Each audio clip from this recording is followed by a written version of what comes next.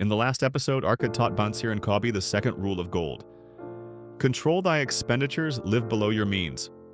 By saving a portion of every coin and stopping the leaks in his spending, Bansir had built a small but real surplus. Now, Arkad looked at the coins in Bansir's hand and said, "Saving is good, but if your gold only sits in a clay pot, it will not grow. Now you must learn the third rule of gold." Arkad said, "In Babylon, many men save a few coins, then hide them under a stone or inside a wall.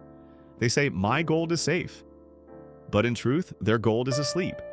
Sleeping gold does not grow, it does not work, it does not help you rise." He told a story of a man named Bansir, a young clerk who had saved a small amount of gold. He went to Arkad and asked, "How can I make my gold grow?" Arkad said, "Your gold is like a lamb. If you keep it in a closed pen, it will not find pasture. But if you let it follow the shepherd who knows the field, it will grow fat."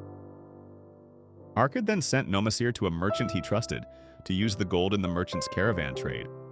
For several months, the gold worked in the caravan, helping buy goods, carry them to distant cities, and sell them at profit. Each time the caravan returned, Bansir received back more gold than he had given. Not magic, not gambling. Just his gold doing work under wise guidance. Arkad said, "The third rule of gold is this. Make thy gold multiply. That means, do not let your gold lie idle. Put it to work where it can earn a fair return under proper care. Idle gold is wasted strength." In simple English, he meant save first, then invest wisely so your money can grow. Arkad added, "Gold must walk in paths you understand. If you send it to a scheme you cannot see, you are not multiplying it. You are gambling it.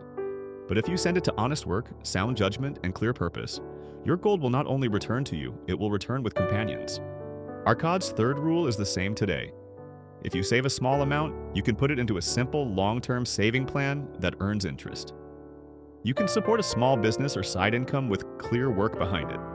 You can choose low-risk, regular return paths instead of chasing instant doubling. The idea is not to take wild risks.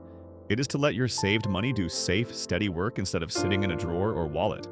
Arkad told Bansir, "Every month ask yourself, is my gold only sleeping or is it walking in a safe pasture? If it is only sleeping, find one small, honest way to let it work. Even a small profit is better than no profit. And over time, small profits become a flock."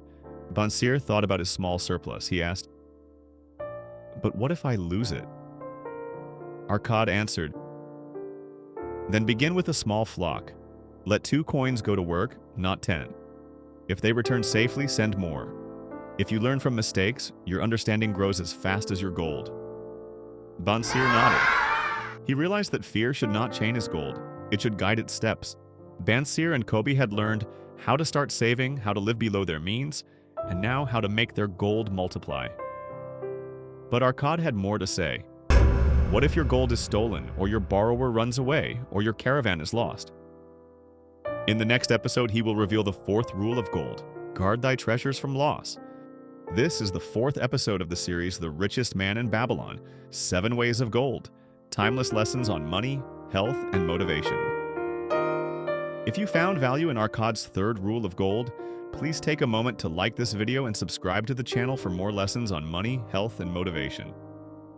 Your support helps more people learn how to make their gold multiply, not just sit idle.